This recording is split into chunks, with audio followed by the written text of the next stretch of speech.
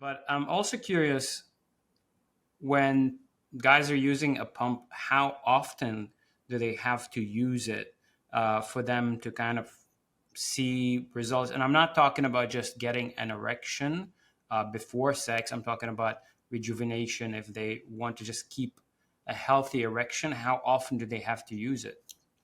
I'd say the gold standard is daily because in this case, if you're not getting nocturnal erections, this is your chance to create, while we can't go and ask the intricacies of our body, like, why is it that you do that? Our assumption is there's a really good reason that the body needs Yeah. to keep blood flow into that particular type of muscle tissue in order to keep it in good condition. So gold standard is daily. It's there as a replacement for your nocturnal erections.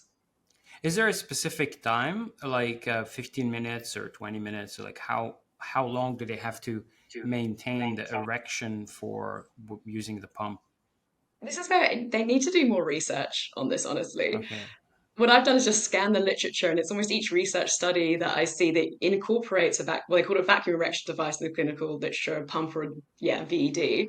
They all seem to use a slightly different regime. I come back to the basics of, well, look, if this is replacing nocturnal erections, say you're getting maybe 4 to 6 per night, it's more about the cycling up and taking down. There's still a lot of questions around, well, should you keep it up at the top for a certain amount of time? Should you not? Is it actually about the amount of time that you are spending doing the activity, or is it more to do with just how much blood or how often? And honestly, the answer is we still, I think, don't know. It would be a really, really Yeah. good piece of research to be done to compare different regimes. But it's one of those, rather than getting stuck in the weeds of, oh, what's the absolute best way of doing it? I think the best way is whatever means you actually do it every day. It's similar to exercise, right? You can Yeah. go into these massive research holes on, well, what's the best? Should I be doing aerobics? Should I be doing a hit workout? Should I be doing weights? And actually, well, doing something is going to be better than doing nothing at all. And if you get a bit stuck on perfection, you might not even start or you might give up. So Yeah. I think just finding one regime that makes sense and sticking to it and reflecting. I do say to guys to, keep tweaking their regime and rehab regime as they go and listen to their own bodies and look at their own results. And if things need tweaking, to keep coming back to the principles, look for more ideas, reach out for consultations to people who are penile rehab specialists, all Right. of that. Yeah. The thing is that I would think a lot of guys might want to overdo it, and that might not be optimal for them. Because I'd imagine guys would be like, I want the results now. And so they'll just be pumping and applying way too much vacuum pressure for like an hour or so. And anything above 15 minutes might cause them more harm than good. And so that's my point, is like uh, what's the optimal in terms of like staying safe while also gaining results. But I guess I haven't yet seen a research about that specifically.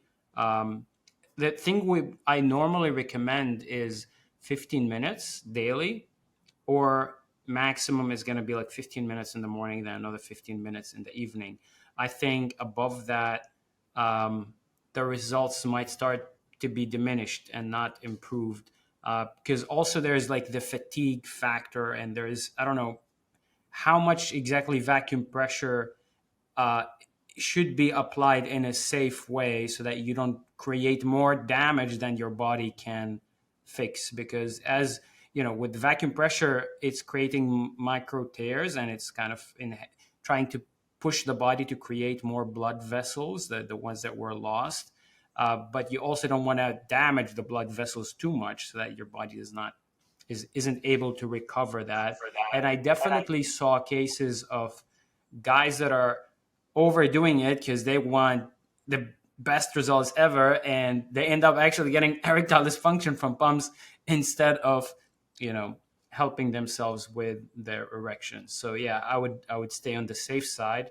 And I guess, as you said, just keep monitoring your erections and the results you're getting from it. And if you feel like, oh, I did it for 30 minutes and now I'm getting weaker erections and stronger erections, then perhaps I should kind of lower down the amount of time.